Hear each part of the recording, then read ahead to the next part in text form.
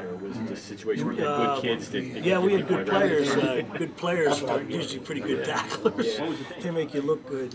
You know, I think there's an art to tackling. You got to work on it. It's like anything else. If you don't work on it, you're not going to get good. And we work on it here. We do here. We have a tackling period every day. Right. Every day we have a circuit. We do tackling, some type of a tackling drill. And each position is very unique in what aspects of tackling. If you're a defensive lineman, what kind of tackling we have is very different than a secondary guy. So we try to be more position specific when we do our tackling drills. I know it's a safety issue, but you know, some people will say, you know, tackling more gets the body in condition, and you learn good skills by doing it. Well, I'm going to agree with that. I think there's a time and a place for you. You know, if you're not running through people, I think, you know, I'm not a guy that likes to wave by guys. I like to go put my hands in the proper position. It's been called old school tackling, whatever you want to call it. Whatever coach rake up through a guy, just don't coach him. Put the old school, you know, put your nose on the number, slide your head to the side, you know, and there's just fundamental positions of tackling, okay? And it's not hard to, if you get in a good football position, and, you always hit through, not to, okay? That's the first position thing you got to do. You know, it's eyes on your target. You know, bring your feet and bring your hands, and so you know, those are the fundamentals. You got to always, that hasn't changed ever in football. Those are the fundamentals of football. But the game has changed. When you started, it was closer together. Absolutely. Now you're getting into another realm of things. This would be a big discussion for me. I'd love to get into this discussion. You got a whole lot. Yeah. How about we add another official too to the game, because the game's changed. The game is not the same. We officiate it the same way, but you know, I think the Big 12, we have the extra guys. We need the extra guys.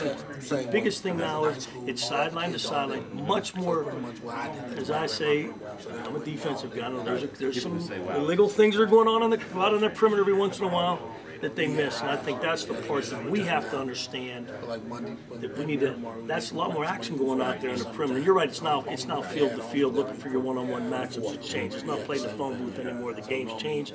I think we need to address that as we officiate too.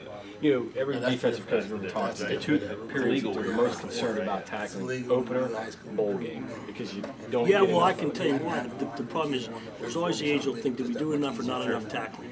When you get to the bowl season, you got to survive the first quarter, the speed of the first quarter, because you've been going against your scout teams. Now, if you go one-on-one with your ones versus your ones, there's a place for that. But you're always leery to get somebody hurt because we're going against each other. Do we do enough? Do we not do enough?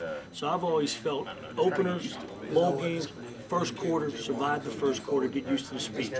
There's no way playing Alabama we can duplicate that speed, you know, and we're a different football team, a different style of football team than Alabama will be. That's hard, so you've got to get used to it, get caught up to it fast. You get caught up to the tempo quickly, survive the first quarter, you know, you're in the game. I just think it's interesting because you're doing less tackling, but it's so important. You know what, but then again, we're simulating more types of drills because of what we have to deal with. We have to be more creative as coaches and find ways to simulate tackling to get our guys to be better tacklers. But it's an art, and in each practice, like anything else, you got to do something every day to get better, or you're not going to get better.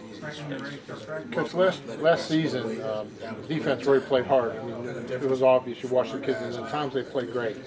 But what kind of noticed last year was that towards the end of the half, towards the end of the game, we had let down, so ran out of steam or whatever.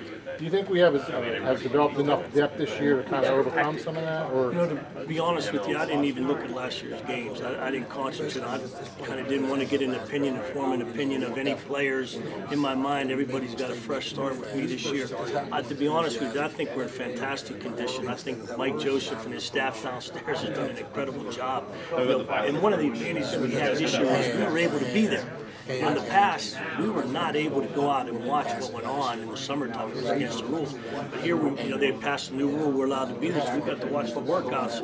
And I'll tell you what, that was impressive to see the kind of shape our guys are in. Even going out here to camp, I haven't noticed that. You know, it's a different game now. It used to be you kind of cut to camp, you had to condition them. Well, now they're already full gear. So I do think that we have some depth, and every time you say that, something happens. So I'm gonna knock on wood on that one.